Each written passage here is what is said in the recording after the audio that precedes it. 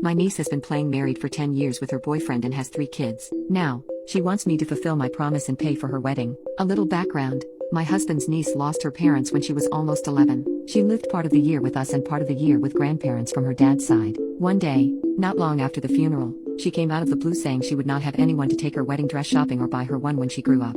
I told her not to worry, that she wouldn't be alone and have a pretty dress between grandma and us. Of course, when she graduated high school, she said she was never going to get married. She met her boyfriend in college, and they moved in together. When she became pregnant, she quit school. This disappointed her grandparents, and even more so after she told them they were not getting married just because of a baby. Speed up 10 years and 2 more children. She and her boyfriend will come over and announce they will finally get married. I at first thought it was a courthouse thing or even an intimate family gathering. She came right out and said, "Do you remember when I was 11 or so, right after mom and dad died, you said between you and grandma would find me a dress?" I replied yes. She then showed me 2 dresses from a magazine. One was around $7,500, and the other was $4,960. She then said we could get her one of those too. She then asked if I was willing to help with the dress and some of their other $29,000 costs since her grandmother was also gone. I told her that when I said I would help, it meant going with you to find one and contribute. Also, it assumed that you were not playing married for 10 years before deciding to get married. I am not against you having a wedding after all this time, but you have had many years to save up and have been living like a married couple,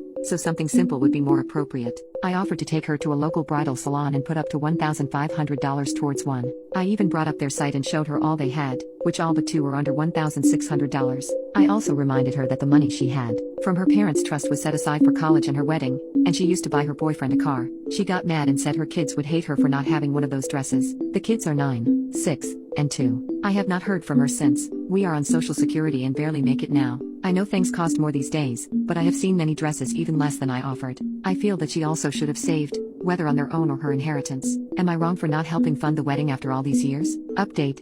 Thanks for all the responses, both good and bad. My husband ran into her boyfriend Mike at the gas station. He asked him about this wedding and her demands. Mike said they were pretty content with how things were because they considered themselves soulmates all these years, minus the certificate. Then their oldest was getting teased that her mom and dad were not married, so they were not a real mommy and daddy. Even though they tried to assure her and did speak with the school and the bully's parent, their daughter was crushed. They then discussed going to the courthouse and getting married to have the paper. She then thought that after some program, they could have a nice wedding. Mike said he suggested just getting the kids dressed up and that she could get a nice white dress but nothing too much. He doesn't exactly know what, but all of a sudden, she was talking to a wedding planner person.